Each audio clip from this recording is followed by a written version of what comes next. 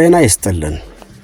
የአማራ ፋኖ ህዝባዊ ድርጅት ምክትል ሊቀመንበርና ወታደራዊ ዋና አዛዥ ኮሎኔል ፈንታው መሐባ የመንግስትን የሰላም ጥሪ በመቀበል መግባቱ እየተሰማ ሲሆን በምን ምክንያት እዚህ ውሳኔ ላይ ሊደርስ እንደቻለና ኮሎኔል ፈንታው አሁን በምን ሁኔታ ላይ እንደሚገኝ ያገኘነውን መረጃ እናካፍላችኋለን። አብረን እንቆይ።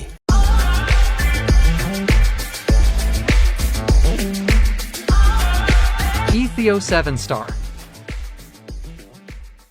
የአማራ ፋኖ ህዝባዊ ድርጅት ምክትል ሊቀመንበርና ወታደራዊ ዋና አዛዥ የነበረው ኮሎኔል ፈንታው መሐባ የመንግስትን የሰላም ጥሪ ተቀብሎ የገባ ሲሆን የአፋሕድ ምክትል ሊቀመንበርና ወታደራዊ ዋና አዛዥ ኮሎኔል ፈንታው መሐባ አፋሕድ ከአማራ ክልል መንግስት ጋር የደረሰውን ስምምነት ተከትሎ ከነሰራዊቱ የሰላም አማራጭን ተቀብሎ ገብቷል። የአፋሕድ ምክትል ሊቀመንበር ወታደራዊ ዋና አዛዥና የወሎ ጠቅላይ ዕዝ ዋና አዛዥ ኮሎኔል ፈንታው መሐባ አፋሕድ ከአማራ ክልል መንግስት ጋር በአፍሪካ ህብረትና ኢጋድ አማካኝነት ያደረገውን የሰላም ስምምነት ተከትሎ የሰላም ስምምነቱን በመቀበል ከነሰራዊቱ ሊገባ ችሏል። ኮሎኔል ፈንታው መሐባ እዚህ ውሳኔ ላይ ለመድረስ እንደ ምክንያትነት የተጠቀሰው ደግሞ አንዳንድ የፋኖ ኃይሎች ከሻዕቢያና ከህወሓት ጋር ግንኙነት በመፍጠራቸው በተፈጠረ መሰነጣጠቅ ምክንያት መሆኑ የተለያዩ ምንጮች እየገለጹ ይገኛሉ። ትግሉ አቅጣጫውን እየሳተ ነው፣ የሌሎች መጠቀሚያ እየሆነን ነው፣ ከሻዕቢያና ከህወሓት ጋር ያለው ግንኙነት ያልተቀደሰ ጋብቻ በመሆኑ መቆም አለበት በማለት እንዲስተካከል ሲማጸንና በተስፋ እየጠበቀ ቆይቶ ነበር የሚሉት ምንጮች ይባስ ብሎ የሚታገልለት ህዝብ እየተዘረፈና እየተገደለ በመሆኑ ከዚህ በላይ የህዝብ ሸክም መሆን የለብንም በማለት ጦሩን ከነአጃቢዎቹ በመያዝ የመንግስትን የሰላም ጥሪ እንዲቀላቀል ምክንያት ሆኖታል እየተባለ ይገኛል። ከዓመት በፊት በኮሎኔል ፈንታው የሚመራውና በምሬ ወዳጆ የሚመራው የወሎ ዕዝ ምስራቅ አማራ ፋኖ አደረጃጀት በሁለቱ በከፍተኛ አመራሮች መካከል በተፈጠረ አለመግባባት ተለያይተው ሲሰሩ ቆይተው ከረጅም ጊዜ ውይይት በኋላ እንደገና ወደ አንድ መተናል በሚል ማስታወቃቸው ይታወሳል።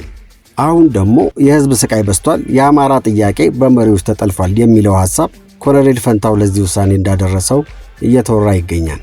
ኮሎኔል ፈንታው ከዳውንት ኮምቦልቻ ከኮምቦልቻ አዲስ አበባ የገባ ሲሆን አዲስ አበባ ሲገባ ማስረሻ ሰጤና ሌሎች ጓደኞቹ ደማቅ አቀባበል አድርገውለታል።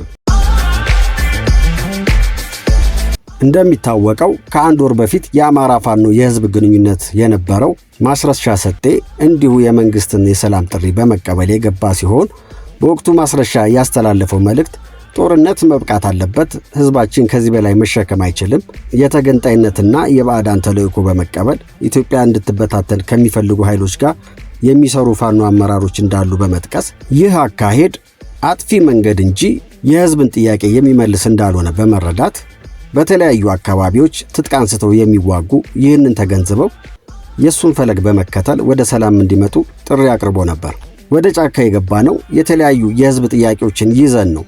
እነዛ ጥያቄዎችም ከመንግስት ጋር በመወያየት በአጭር ጊዜ በመካከለኛና በረጅም ጊዜ እንደሚመለሱ ስምምነት ላይ ደርሰናል። ከዚህ ውጪ የአማራ ጥያቄ መመለስ አይችልም በማለት ጋዜጣዊ መግለጫ በሰጠበት ጊዜ መናገሩ ይታወሳል።